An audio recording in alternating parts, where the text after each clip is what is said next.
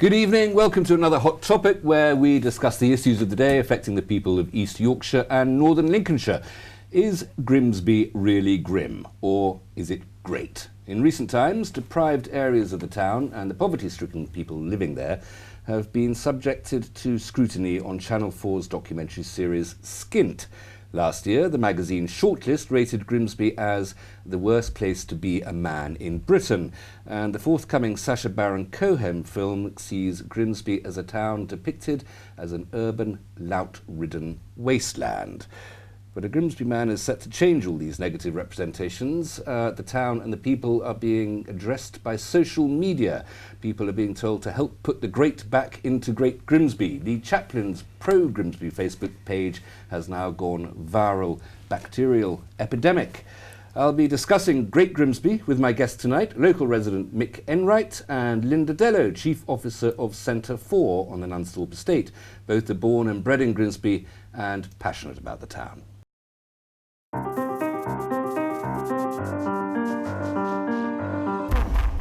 Welcome to Hot Topic, I'm Hugh Richards. Before we start the discussion, our reporter Dave Nunn went to meet the Grimsby MP Melanie On to find out her stance on the often negative portrayal of the town in the media, and then he took to the streets of Grimsby to find out people's perceptions of their home. Everywhere has both good and bad sides, but it can be said that Grimsby's bad sides get shown off more than most. After Skint, the town continues to appear in a bad light in the national press, this time in Shortlist magazine, which has named it the worst place to be a man in the UK. One person who knows the positives of Grimsby is its new MP Melanie On, who is keen to push the positive sides of Grimsby on the national stage. Yeah, definitely. I think we take more than our fair share of ribbing on a national stage, but we've got some amazing things to be proud of. You know, we're at the centre of a renewables revolution in terms of the way that energy is provided in our country. So capitalising on positives like that, I think are really about what the future of Grimsby needs to be. And I read that article and I was really disappointed actually to see some people from Grimsby echoing some of that sentiment, and I think we've got to have a little bit of confidence in ourselves and say actually it's not rubbish, it's not all terrible, there's loads of good stuff that's going on. But what do the public of Grimsby think of the town's constant negative presence in the press? Their responses were somewhat mixed. Well, I think it's all true. I'm afraid to say it's getting rougher and rougher, and I've even tried to sell my house because I'm surrounded by roughnecks. Well, yeah, it does have bad press, but there are good areas, like everywhere, good and bad, but yeah, it's not too good at the minute. Quite a lot of violence, especially due to alcohol, isn't it, really? I lived here quite a few years ago, and it is going down a little bit in my estimation, but it's like everywhere else, isn't it? Oh. No, it's wrong. Everywhere's got the bad bits, everywhere's got the good bits. I think it's all right. We don't come out very often. No, it has. It's got a bad press, but you get it everywhere, but I think it's okay. Well, I've been working away for about 5 years, and I did notice I've been back probably a year now that things had changed. I mean, like any town, there's pluses and minuses, you know, but I was born and bred here. It's not the best, I must admit. It's, like I say, very few jobs, to be honest. It certainly needs something doing with it. I'm not really sure, to be honest. Like I say, I've lived here for 50 years, and I've certainly seen it go downhill. Melanie says it frustrates her that while she is trying to do what's best for the town and push it in Parliament, these negative images keep being brought up time and time again. She accepts there is work to be done in the town, but says there are bad areas everywhere in the country and the people of Grimsby should be proud of the town they live in. Oh, absolutely. I mean, even in some of the cities. So I don't know, if you look at places like Bradford, Hull has also had its fair share of negativity, being called hell sometimes. So we might quite enjoy doing that. You know, Scunthorpe as well. Well, there's a bit of a view from inside Grimsby of Grimsby. The question is how people from outside the town regard it. And it hasn't always been a place of such deprivation. Mick, in the late 12th century, Grimsby was the 12th largest provider of revenue from the Crown, got its charter from King John in the year 1201. You were there. I was there. Yeah, I mean, the frustration of all this is that people constantly want to attack us on the word Grimsby because it relates to Grim, doesn't it? So it's Grimsby Grim. If you look at where we are in this day and age now, we've moved heaven and earth. This is a very good community. It's got its problems, like every place has its problems. But what we're doing, and obviously the council, people, businesses are running forward and moving forward with developing the area. Well, we'll come back to that issue of the name Grimsby, because it can't just all be a slightly clumsy pun, I don't think. Yeah. You've got your own background. You were in the fishing industry in the days when the fleet here was great, when you could walk across the fish docks without setting foot off a deck. What's happened since then? Well, I mean, we had back in the 60s and late 70s, the fishing industry, which employed some 50,000 people. We had obviously the Cod War situation that kind of destroyed. We couldn't agree on quotas in Iceland, so the fleet was basically laid up. 50,000 people went on walkabout. I mean, it was devastation. You look at that and you think to yourself, at the time, how are we going to get through this? So we've reborn.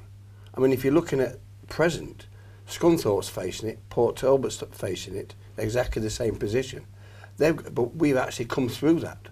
We've come through the position from where, you're right, stepping from a ship to ship. We're now stepping on oil wakers. We're stepping on the people that are putting everything else in the community that is good for the community. What was the perception, hate to go back too historically, but what was the perception back in the early 70s, the late 60s, when the fleet was still active? What was the perception of the rest of the country then? Linda, you won't remember this, I don't think, but you might have heard tell of it. What did the rest of the country think of Grimsby when we were when I say we, possessively and slightly fraudulently, but we were the biggest fishing fleet in the world? I do think, though, back in the 60s, and I do remember it, Hugh, actually, everybody had somebody in their family who worked in the fishing industry. Although I think back then the media didn't sort of sensationalise the issues as much, but I think even back in the day we had a bit of a reputation for being a drunken debauch Grimsby, where the fishermen used to come in and spend all their paycheck and in the pubs down Freeman Street. So there was always that little bit of a reputation. Well, I think the old story was the men would come ashore at the docks at Ryby Square, give their kids 3/4 of their money to take back to mother, and then spend the other quarter of their money in the pubs down Freeman Street. You speak from personal experience. But that's absolutely fine. And there's another aspect of that, which I think is still culturally very strong in Grimsby, that 3/4 of the money that went to mother, me and the men away at sea for all that time, means that Grimsby was and still is a very matriarchal culture, isn't it? Yes. When I moved to Grimsby, I thought this reminds me of Naples. Yeah. It is utterly matriarchal. Would you agree, mate? Yeah, I would. Yeah, I mean, if you're looking at, if you want to go back in time, you look at the back time of it all, and you see all them trawlers and all the kind of things. If you walked up the dock with a kit bag on, you had a bad trip because you had no money to afford a taxi. That was a way of telling people who had bad trips. So you said, hey, they've not a good trip, you know. If you were in a taxi, be waving to everybody. And you're right, people be waiting to get money off your mums, wives, you know, friends and all that lot. You was in for basically 2 days. You know, I was just saying to the young reporter there, I had 7 pairs of shoes, 7 suits and shirts. Why? When you were only ever ashore for 5 days at a time. Yeah, you was never, you know, but it's a perception of what we did.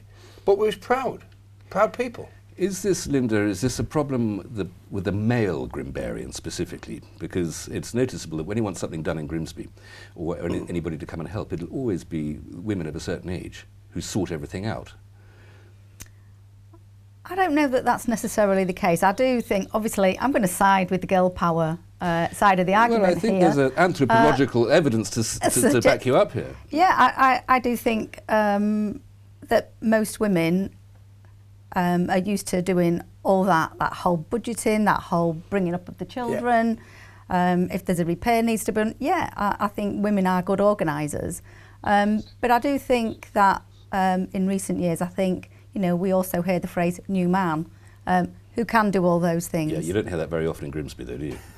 Oh, I think you're just putting a negative light on it. I think you do. I am. Okay, well, thank you. Yeah, but you and me too, Mick. And I'm the new man now. And just to prove it, I'll multitask by just now cutting to you're the break. pushing it a bit far now. Well, I can multitask as long as I don't have to do anything else at the same time. Turn the washer on. Having said that, we're going to have to go to the break now. Back in a second. Join us after the break, and we will continue to work out why Grimsby has a bad name.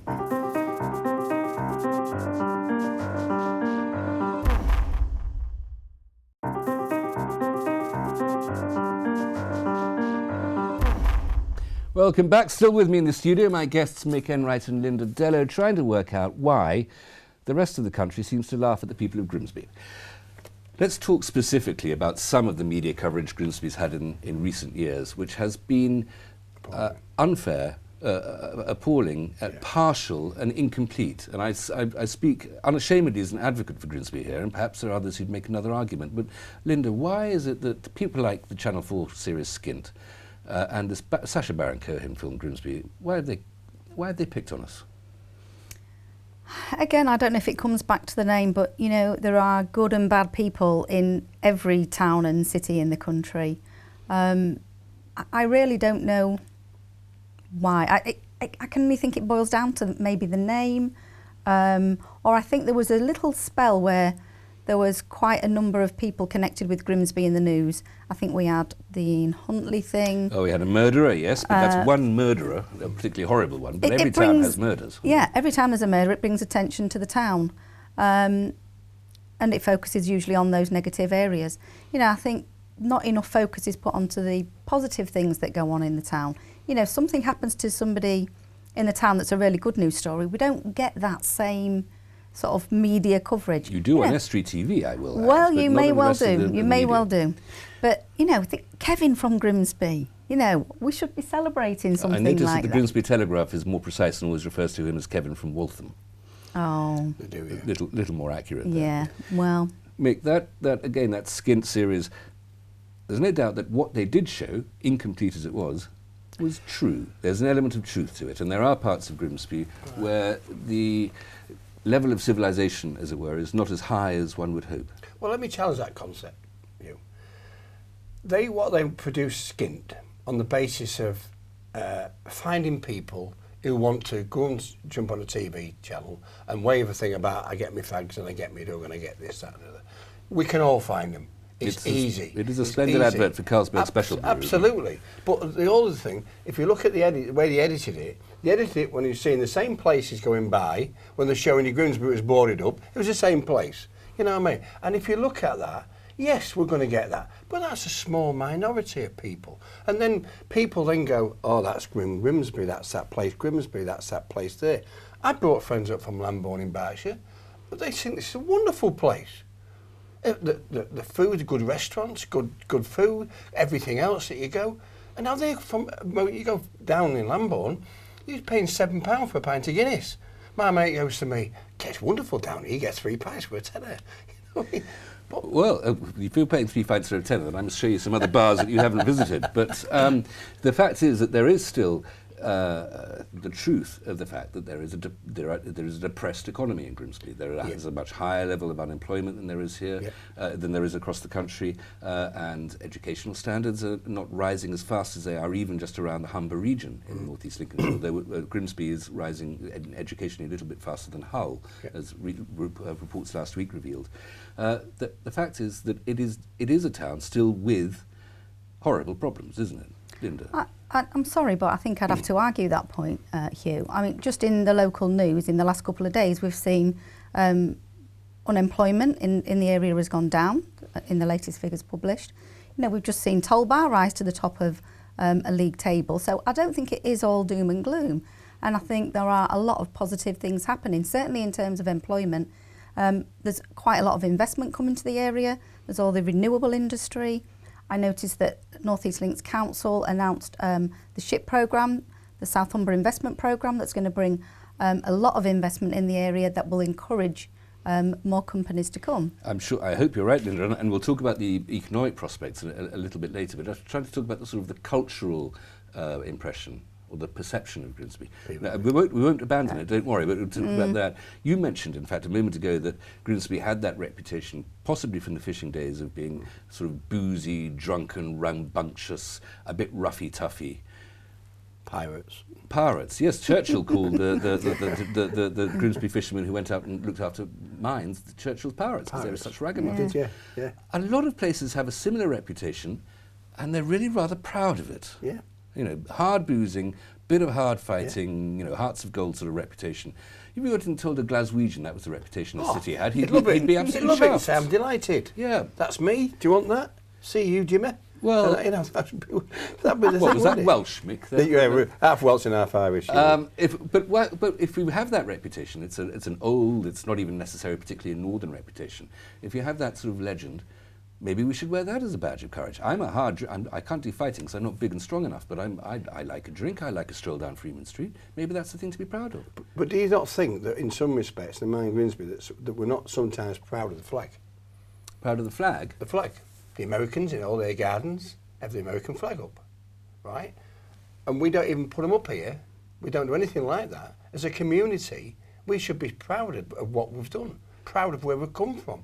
Well, we should be flying the flag with the three boar's head Grimsby coat of arms. Absolutely. What's up with that? I mean, we went from Links to Humberside, which was a disaster, wasn't it? You know, and that faced us all with the same. That. Now let's get rid of them. Now, you know, we can continue, and people can continue to put bad headlines because it makes reading for press, doesn't it? You know, look at the good people, and there's more good people in this community than there is bad people. And yeah, if you want me tonight to go and find 10 people to do skint, I'll find them for you. But I'll also find you 50 people that will say, I love living here. I like this community. I like the people. Look at the way Linda's developed her place up Nunsall. Tremendous. Do you know what I mean? That's the most positive thing. Well, Linda, just tell us a little bit about your project on Nunsall and how that's thriving. Well, we took over the redundant St Mary's Catholic School in Wootton Road 18 months ago now. We moved in, and we secured funding through ERDF, European funding, plus a lot of other funding streams that came in to do it. And we've created a really thriving community hub. And part of our remit in terms of taking that forward is to challenge some of those behaviours and attitudes that people have towards whether that be employment or taking responsibility for their own health and well-being, to value education, value health and employment. So we're tasked with achieving a lot of those outcomes. And how long have you been going? Our organisation has actually been going 20 years. I've been with the organisation for 18 of those, and we've been in the new building for 18 months. I should point out that you got a gong from the Queen and the Queen's birthday honours list last summer for that work as well. I did. And MBE, congratulations for that. That's a great honour. Thank you. Mick, everywhere else has the same problems as Grimsby. Grimsby's not special in that it has problems, and it's not special in that it has solutions and that people coming forward to try to find solutions to those problems. They do. Everybody has problems. But you face the problems, don't you? You grab the gauntlet. If not, you just bury it in the sand, and eventually it'll come out the other end of the sand and come back and bite you. What we've got to do is face the things that we face. There's a magnificent mixture of metaphors involved in that, Mick. But sorry, Linda, go on. Just to come back on Mick's point where he said, you know, he could find 10 people to promote a negative image, but he equally could find 50. I've lost my train of thought now. Well, no, but that's that point that there's more people who are more people benevolently and wisely active here than there are. There are, and maybe we should make more of those, the positive people, but we're quick to promote and make media coverage out of the negative. Let's talk about the most negative here and try to see if there's any truth to that, which is crime. Yeah. People don't always feel safe in Grimsby. And in Hot Topic last week, in fact, we were talking about housing developments and people moving in here. One of the reasons that they don't want to move into the centre of Grimsby is that they don't necessarily feel that safe at night. Yeah. I would suggest that while there is crime, if you were on a street in Grimsby and you shouted for help, then those 20 other people would come out and help you. Would that be the case? Yes, agree entirely. Agree entirely with that, Yui, without a doubt. I think there's a real strong sense of community. There is. No doubt about it. I came from a background of a street that was the best dressed street in Grimsby, Hope Street, that then developed Nunthorpe. That we all went from there, moved, knocked it all down. And you had a sense of pride. And I have a sense of pride about my community. And one of the other things I'd love to see Michelle Lawler do at Telegraph, I'd love to see Michelle, for 1 week only, not put any negative on that front page, put all positive on there, right? There's a challenge. There's a challenge. There's a challenge. That's a Start challenge. telling other media outlets what to do, but I'm afraid I have to tell you that no news is good news. Exactly. And the Telegraph, just like Estuary, covers an awful lot of good things as well, but I'm afraid bad things are news too. You do. I agree entirely. I mean, that's flipping I was saying, but I was situated. But it is positivity. And there's lots of people out there, I know, but I mean, that positivity is not controversial, but is it the case that we need that positivity, that sense of community that we're struggling through together, because we have a bit of a Dunkirk spirit, and you can only need a Dunkirk spirit when something's gone wrong? Is what's good about Grimsby only there in response to the fact that Grimsby is a struggle? No, I think we've got lots of other good things that we're known for out of the area. I mean, come on, we've got the best fish and chips. Anywhere you go in this country, people will say, oh, Grimsby, good fish and chips. I had some friends down from Scotland a few weeks ago. They said they were best fish and chips they've ever tasted. I won't advertise the place we went, but everybody knows where it is, on Cleethorpes Market Square. Yeah, you'll get a free lunch for that. I hope so, yeah. But we'll have to stop there, mate. We'll come back after the break. Please join us again in a few minutes, and we will continue to big up Grimsby.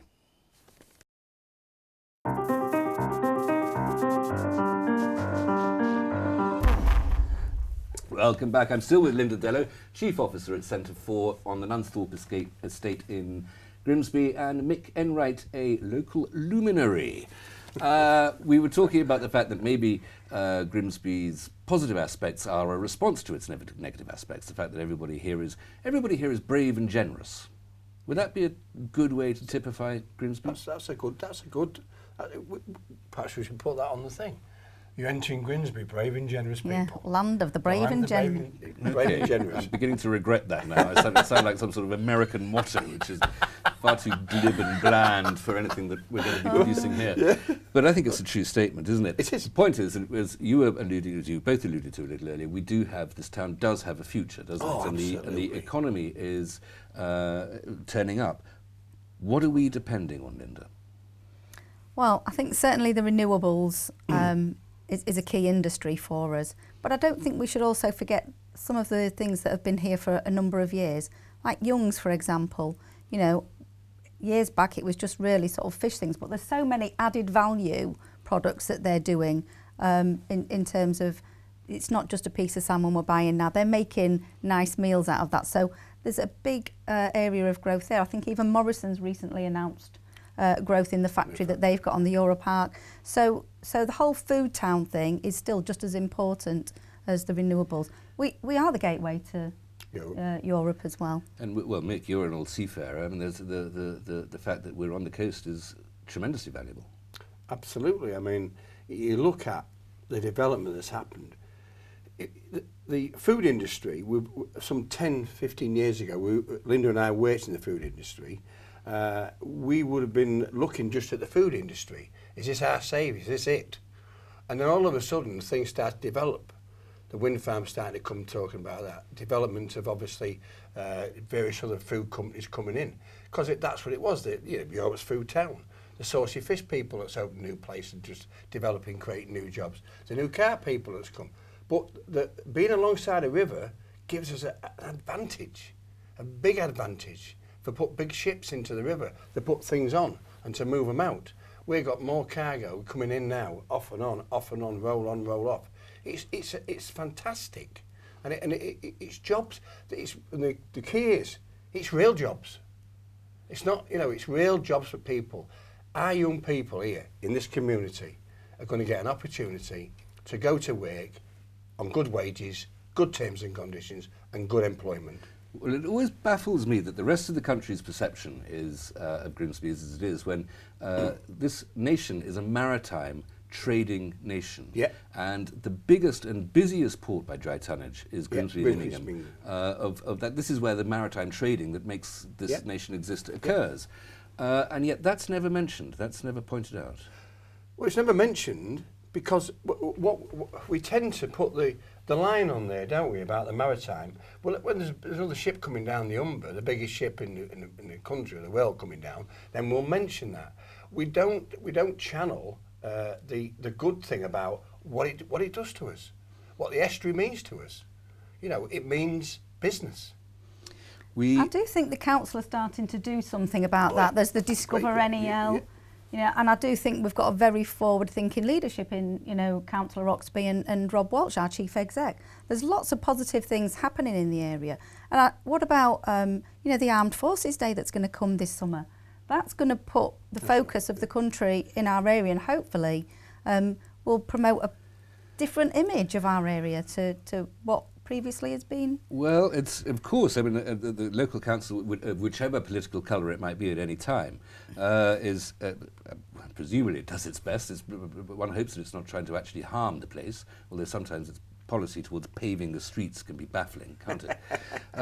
But that's the case. But the council, local government, is powerless to change the great waves and shifts and tides of a global economy, which a trading port like Grimsby depends on. So, can we blame, or indeed can we praise the local council too much for the what Grimsby suffers and what joys Grimsby might look forward to? Well, they've worked very, very closely, haven't they? I mean, if you look at where the council's come from the last 10, 15, look what it's come into the community. I mean, them working with ABP, them kind of people that are big players in the industry. Big players. The local council of a port town, the least you can expect is that they'll work with ABP. Well, of course, but having said that, you know, it's easy to be negativity about it, isn't it? Instead of positivity, like people are saying, let's be positive, let's move forward. The question you said early on about the Grim in Grimsby. Well, keep the Grim in Grimsby. It doesn't bother me, because let's get the jobs out for our young people. That's who we owe it to. I want to just make one more point, that point about the Armed Forces Day, Linda, which you made as well, which is a very good point, and particularly in the last 15 years or so, we've all been very grateful to our armed forces and admire them enormously, as we always do. But the fact that they recruit so successfully from this area, especially the infantry, is itself an indication that this has not been an economically successful area. And it's no criticism of the army that their recruits will always be most successfully found in places that are not economically successful. Yeah. The army's success here is an indication, isn't it? Well, I really don't know enough about sort of intake of soldiers into military. There is a big take-up round here. Yeah. There's a big take-up round here, yeah. And it does say to you sometimes, you ask a question about, well, is there no opportunity for people instead of going in the army to be shot in Iraq or something like that? I understand that, extremely so. But I think that as Linda says, that face eventually it must change you because of job opportunities. It must change. There's some clever people out there. I mean, I have a mobile phone. And my grandkids show me how to use it. I think I'm very smart, you know what I mean? I mean, we used to have one like that, didn't we? Hello, you know what I mean? This, that and thing. But, so, the opportunity, I think people out there will change our society. I'm not sure about what our society will be like in 20 years. It's a generational change. Generational change. Look at, you know, you talked earlier on about, my mum was the first fish villager at Muds back in the early days. She brought up a family and everything else and that, you know, we were always well fed, well looked after and all that. But it changes, doesn't it? And it's people that changes, motivates things, doesn't it? And when, as Linda says, when the armed forces come in this year, watch the people. You're bringing a prime minister. I'm not saying political because I don't like the man, but that's another question. Okay, I think that was quite political, mate, but yeah. Sorry about that, you. But he brings a different entourage, doesn't he? He brings different people. He brings a different concept of other people that don't normally come here. That'll be taking photographs and looking at this place and saying, hello, is this Grimsby? Is this Cleethorpes? And that's a serious issue. And that will present the town to the wider rest of the audience. country in a different way to the way it's been presented. Absolutely. So you think what Sacha Baron Cohen destroys, David Cameron might recreate? Yeah, it might do, yeah, without a shadow of a doubt. But what Sacha destroys is the fact is, where did he make it? Exactly. Essex. Well, hey, only one of those Essex, isn't it? I mean, that says it all, doesn't it? Well, we'll come. I mean, Linda, I know you wanted to make the point as well that the Sacha Baron Cohen film, which I'm afraid none of us had a chance to see yet, but I don't think it's released yet. But it's filmed in Essex and Tyneside. Why? Again, it's this play on the word Grimsby, isn't it? Because I think at one time it was the Brothers Grimm. It was going to be entitled. But they're about fairy tales. That's exactly. a happy story. And well, no, some fairy tales are quite black, actually, aren't they? Yeah. But you know, it's again the play on the name. But you know, back to sort of like the positive things. Who wouldn't want to come here? Hugh, you said yourself, you live here by choice. We've got Cleethorpes on one side of Grimsby, the Wolds on the other side. We're nicely nestled in the middle. Low house prices. Who wouldn't want to come here? I'm a refugee from the south, and I'm very grateful for the welcome that I've been given here. Just to point out that Sacha Baron Cohen film, Grimsby, the reason he filmed it in Essex and in Tyneside is because he couldn't find anywhere in Grimsby that looked as horrible as he wanted it to exactly. That's the point I was just going to say to you. Couldn't find anywhere bad enough to do the film. Well, that shows about the Grim in Grimsby, doesn't it? I'll say to him, come on back. We'll show you how to make a proper film. He's had to go elsewhere to find somewhere that looks worse than Grimsby, and Grimsby isn't physically beautiful. Let's face it. It's not like visiting Paris, but presumably you've travelled around the country and elsewhere. You have occasionally left the borough of We've left it. Yeah, I'm leaving on Monday. You've come across worse places. Yep. Yeah, of course. Let's name them, as long as they're outside the Estuary broadcast area. Even areas of London.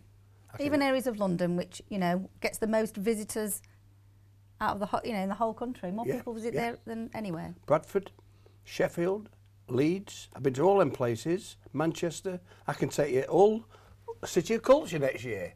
Try going to some places in Hull. I mean, it's there. Everybody's got these bad places. We could take to them places, and say, let's film there, shall we? Is there an aspect of southern snobbery as well? That Grimsby is regarded as being in the north, and I'm not sure Grimsby really is in the north, actually, but that there's a southern snobbery about provincial northern working class towns. Is there an aspect of that? I think so.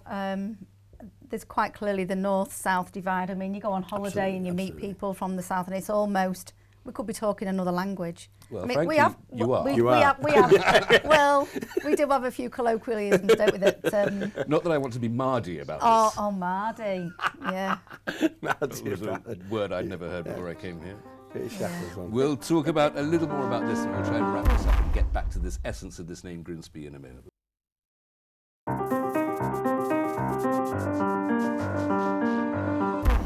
Welcome back to Hot Topic. We're talking about why the rest of the country has the wrong idea about Grimsby. And my guests are Linda Dello and Mick Enright. We were just touching on southern snobbery there. Have they got anything to be snobbish about down there? I mean, the weather's no better. The towns, maybe, are they prettier? No. The people are certainly not more friendly. No, they're a lot less friendly. The places you go to, you look at London, and go around. I go to Lambourne in Berkshire. Nice people. And that excellent horse racing country. Fantastic horse racing company. Got good friends in here in the industry and all that. And there's some lovely countryside down there, but there's some fabulous countryside up here. Well, as Linda's point, we're right next to the Lincolnshire Wolds. Got everything. What more beautiful in England can you find than that? What do you want? But the southern concept, we're always going to have the north and south divide here, aren't we? We're always going to have that. Wherever, people say, I don't like them southern people. You know what I mean? I like that. You get a more friendly, warmth of the hands around you, the warmth around you. These northern people, they want to love you and bring you to. I don't think anybody's gone quite that far with me, mate. But it's, it'll happen. You. It's certainly more hospitable. Yeah. But we mentioned London there, and I would suggest that London isn't really typical of England, north or south. That London is an independent, sort of strange, amorphous, and rather hostile place, and yet that's where media is made on the whole. Yeah. And I know the BBC has made this artificial attempt to move the BBC to Manchester, to the Keys there. But that's that's an unnatural nudge against the sort of the organic nature of things.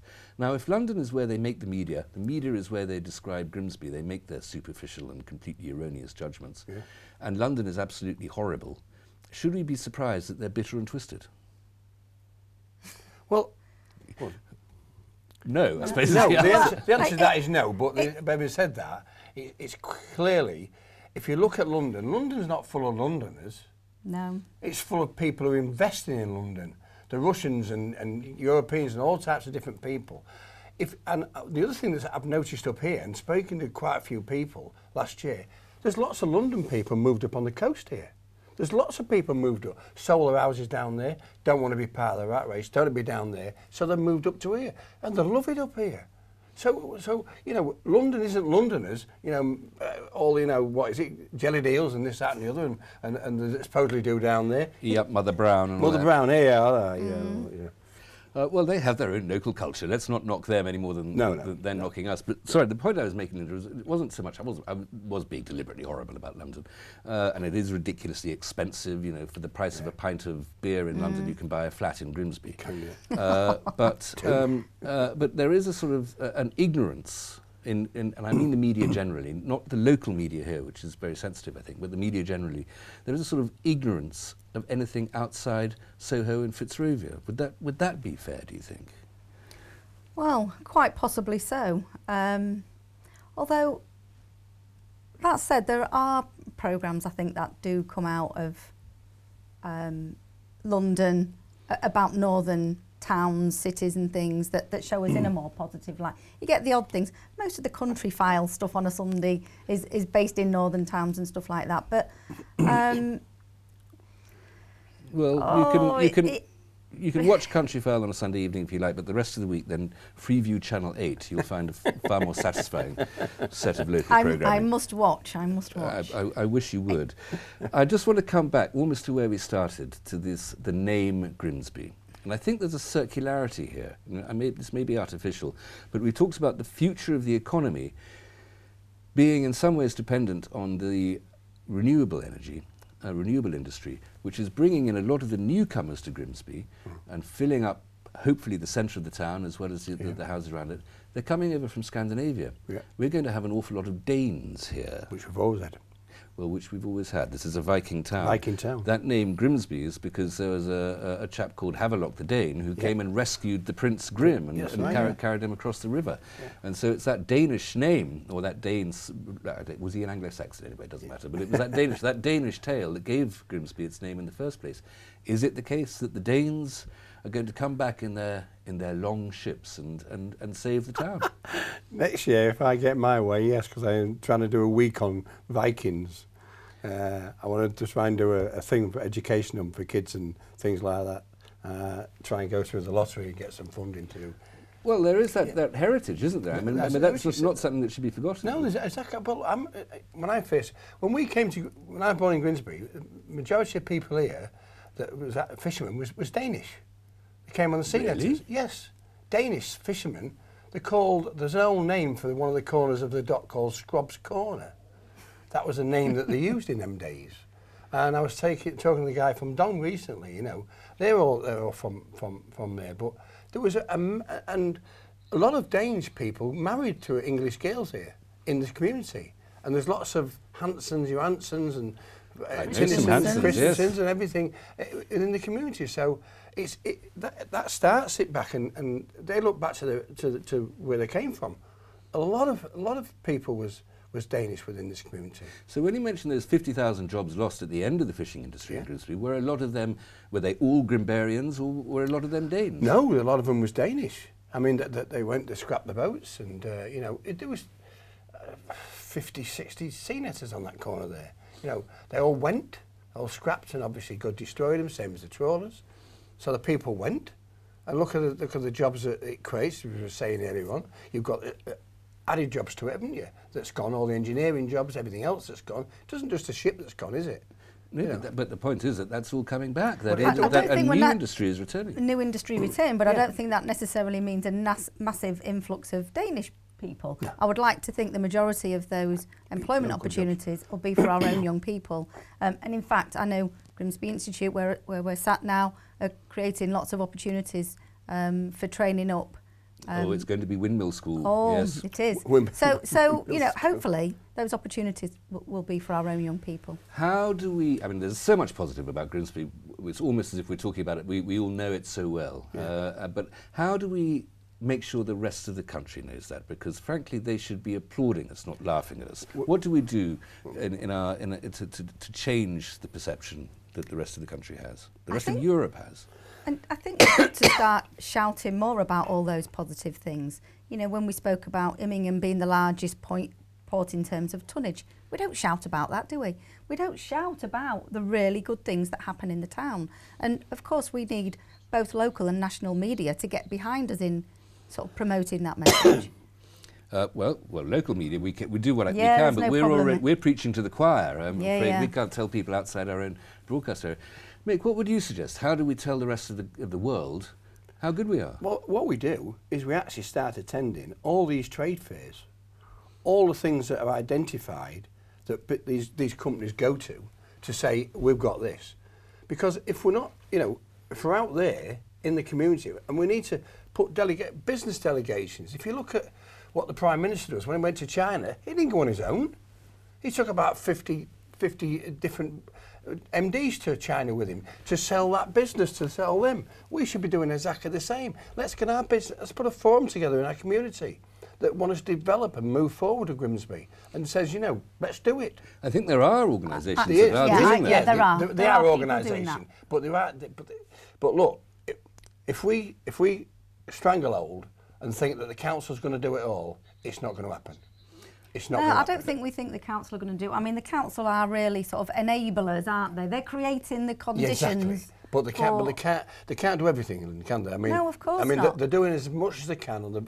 It's up to businesses now. Well, I know that, for instance, the Humber Chamber of Commerce is doing a great deal. Yep. There's also the local enterprise partnership, the LEP, that Haskins chairs. Yeah.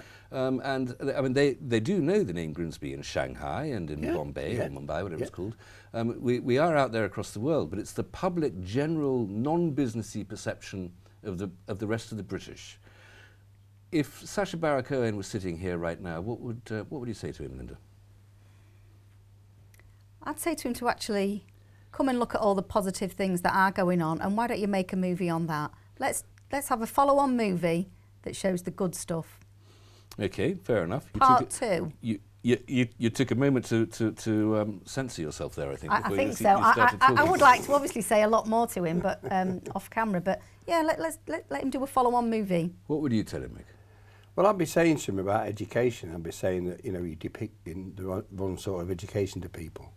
That it's about mindset of what people's perception is, and if people see that as being that Grimsby is the grim scenario, then you'll input that into people's mind.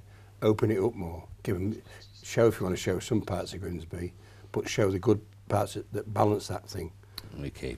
I think we should probably add that it is only just a comedy. He's not trying to make a documentary or a political statement. But I think we've sorry, Linda. Very quickly. I think to be fair, most Grimbarian people will laugh along with it and just move on and get on with their lives. We couldn't care less. We couldn't care less. We've got this sense of community that will see us through. Mick, Linda, thank you both very much. I hope we've cleared that matter up. Please join me again next week. Join in the debate on Twitter using the hashtag HotTopic2Ts. Email your views to HotTopic2Ts or to news.estuary.tv. Until next time, goodbye.